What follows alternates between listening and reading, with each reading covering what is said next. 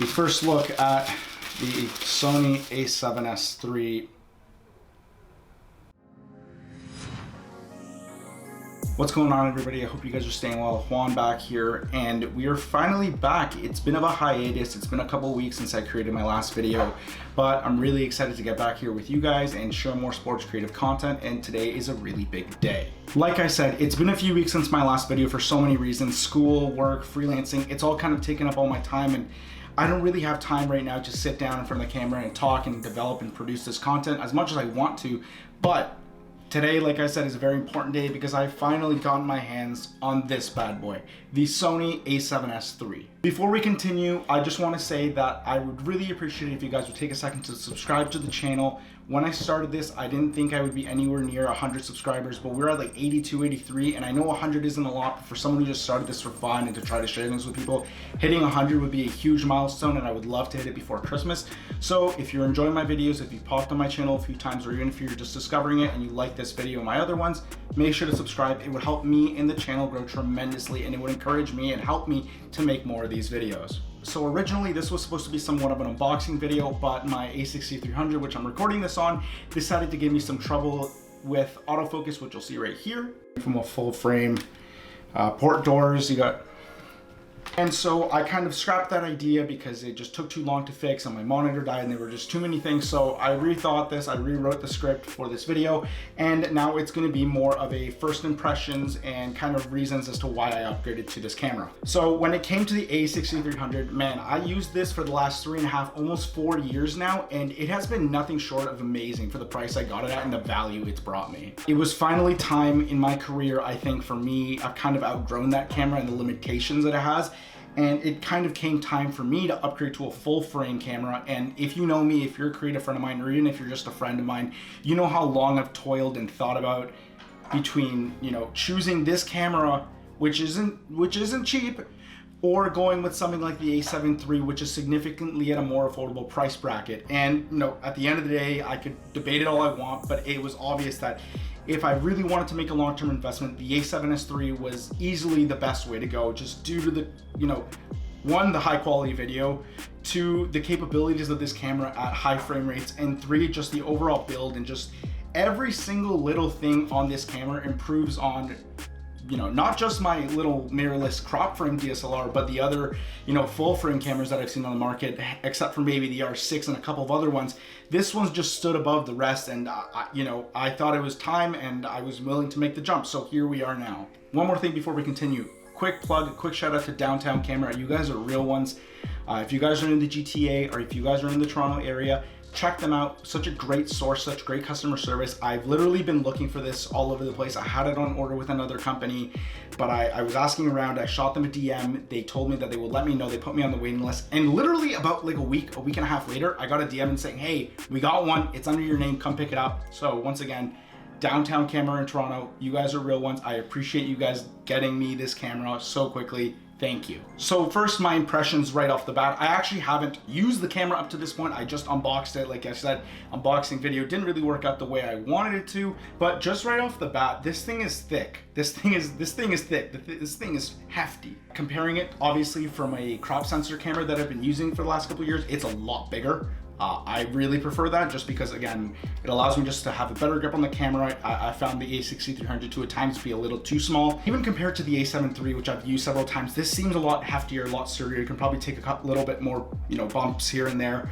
But yeah, like, just the overall build quality is so nice. And of course, the first thing that you really start to appreciate is just the flip screen, man. Like, just this, it's just so nice to see Sony finally taking the opportunity to put the flip screen on their cameras, which you've seen Canon do it for so long now, and Sony always had that little flip up screen, the little tilt screen.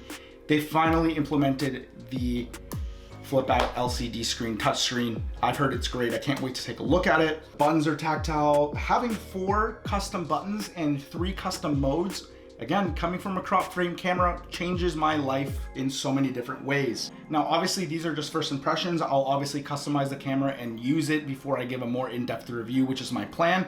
But I kind of want to talk about why I bought it now and kind of what attracted me to buy this camera. Now, for so many reasons that I'm about to talk about, I think that this camera is going to be one of the new favorites for sport content creators, and I think just content creators in general. I think especially in sport, with the crazy high frame rate video, the quality you can get from this camera, it's kind of a no-brainer. And I've talked to so many people who are so heavily considering this, and people who have already made the jump and love it.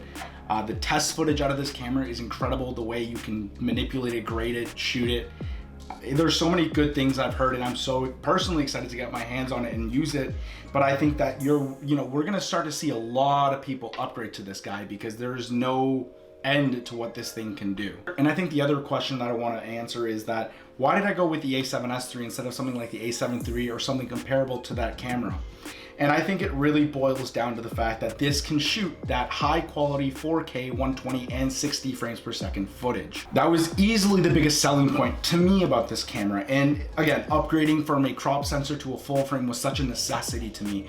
It was just the quality of the footage that you can see from this camera was just the biggest advantage to me personally. And shooting sports, if you do it as a living like I do, or anything that involves a lot of movement and you want to slow it down, having high quality 120 frame footage is such a key thing. Using my A6300, like I said, it was good, but it wasn't great. It got me through, it made some killer videos, and I shot a lot. And when I say a lot, I think I shot most of my footage in 120 frames per second. It might be overkill, but it's just my thing and what I'm comfortable with. But that thing did great. But over time, you really start to notice the limitations of the power of that camera. One, it's a crop sensor camera, which means you have to be mindful of the lens choices you pick, as well as you also have to really think about, your framing in comparison. If you're shooting with a full frame camera, you have to be punched in a little bit, especially when you shoot 120, there is an additional crop. The 1080p 120 footage was significantly softer than the rest of the 1080p footage, like the 60 or even just the regular 24, 30 frame a second 1080p. It was significantly softer. I had some issues with noise all the time. I never really figured out how. I made a few improvements here and there, but it was just always a little noticeable that it wasn't as high quality as the rest of the footage. So to that, the fact that this camera can shoot 10-bit 422 footage will just allow me also to improve and push my color grading skills, just because the footage is that much more flexible and capable when it comes to color grading and pushing those colors and pushing its limits. This is something I always struggled with the A6300 at 8-bit. You would push the colors a little bit, try to shift them, try to color grade a little bit more, and you'd really start to see it break down and fragment. And it's so frustrating when you really just want your footage to look good, but you can't do much more than you're able to. Having that high quality, high res footage with that, the bit depth and the dynamic range of this, I'm so excited to see how my color grading will change and how my look will change as well when it comes to editing videos. Also, this thing shoots 240 at 1080p. I know I just went on about, slow motion at 1080p, but 240 frames is really slow. I don't think I'll be shooting it all the time, but man, I would love to see a couple dunks out of this camera, a couple slap shot goals. Sports in general at 240 frames, I haven't done that yet. I'm so excited to try the 240 frames. Even if it's at 1080, it's 240 frames.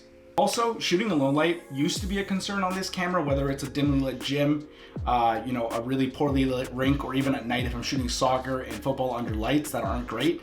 Not really a concern anymore. If you're familiar at all with the A7S series, this thing has night vision. The A7S II for so long was the king of low light until this thing came along, and again, I've seen footage and you can look it up.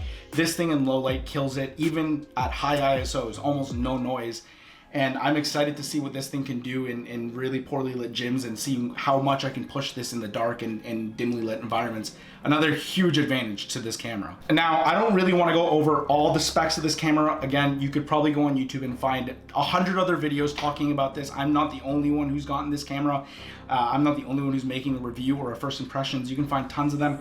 But I do eventually want to make a full-length kind of review, a deeper look at this camera and what it can do, specifically in sports, because like I said, the ability to shoot 4K 120, that 240, 1080p, it's such a game changer for the quality, for the the ability to edit the footage, and the 422 10-bit for the color grading. Again, I want to go way deeper into this camera, but I do want to get some reps with it first. And it won't be long either. I do have a few shoots in the next few days and weeks where I am going to get to try this out, see what it's like in the field, at practices and games, and even some more controlled environments. So won't be long until I come at you guys with a full in-depth review of the Sony A7S III. But for now, feel free to drop questions in the comments. Let me know if you have the camera yourself. What do you guys want to see me do with this? What do you guys want to see out of this camera? Ask any questions you guys want about the camera. I'd be more than happy to answer them and maybe make a video regarding one of your questions. If you haven't subscribed, please do so. We are almost at 100 subscribers.